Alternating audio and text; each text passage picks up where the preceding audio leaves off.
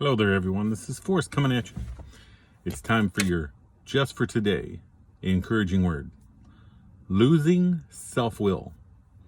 What is self-will?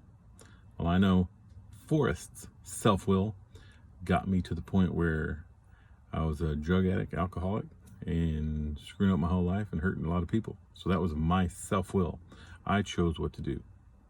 And I needed to learn how to lose my self-will. Our egos, once so large and dominant, now take a back seat because we are in harmony with a loving God. We find that we lead richer, happier, and much fuller lives when we lose self-will. This weekend I had an awesome time with two of my brothers, and I know that we had a very rich, happy, and full time together, reading the Word and encouraging each other, praying for each other, and nothing about self-will. Addiction and self-will go hand in hand.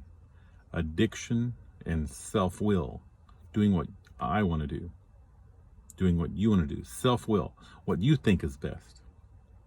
Not what lines up with God's word, but what you think is best. Addiction and self-will go hand in hand. The unmanageability that we admitted to in step 1 was as much a product of our self-will as it was of our chronic abuse. Our self-will, when we admit, like, hey, I know my life is unmanageable and without God, I can't do it. And today, living on self-will can make our lives just as unmanageable as they were when we were using. I got a couple buddies out there that they're not walking close to God, but they're out there just saying, well, how can God be real? How could God let all this happen to my life? I'm trying to stay sober. And I'm like, well, try getting close to God. Try talking to him about it. Stop doing it on your own. Self-will is doing it on your own without God.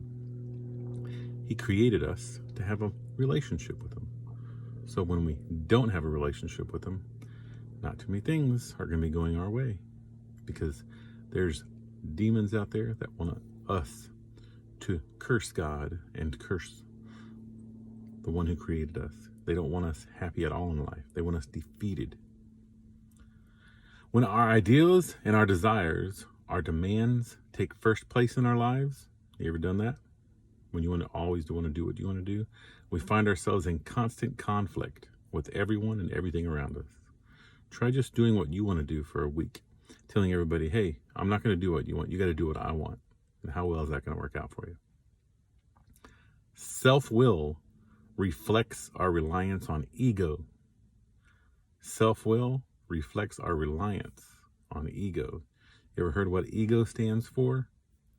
Ego, once I learned it, means edging God out.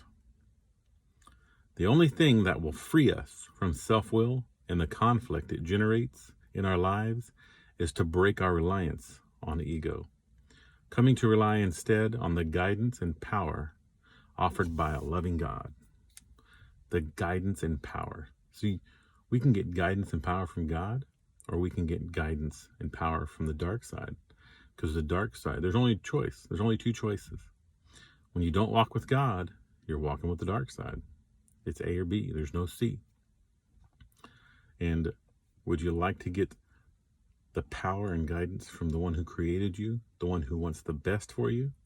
Or do you want to get the guidance and power from the one who wants you to suffer with him because he doesn't want to suffer alone? He wants to take as many people down as possible, because if he can do that, the more people Satan takes down, the more he hurts God. He doesn't really care about us at all, but he just wants us to suffer. He wants to take us down with him, because the more people he takes with him, the more he hurts God. We are taught to consult spiritual principles, not our selfish desires. See, spiritual principles, that's what helped me change my life. When I learned 17 principles out of God's word, that's what I teach Tuesday nights from 7 to 8:30. Transformation principles, not our selfish desires. In making our decisions, we are taught to seek guidance from God, one with a larger vision of things than our own, In doing this, we find our lives meshing more and more easily with the order of things around us. No longer do we exclude ourselves from the flow of life. We become part of it and discover the fullness of what recovery has to offer. Recovery has so much to offer. When you get into a group and you start sharing your heart and listening to other nuggets that the experienced people have, when you start going to Bible study or different recovery groups, just for today, I seek freedom from ego and the conflicts generated by self-will. I will try to improve my conscious contact with God and ask and seek Him for guidance and power that I need to live in harmony with the world around me. So I hope you'll have a great weekend, and I'll talk to you Monday. Bless you. Bye.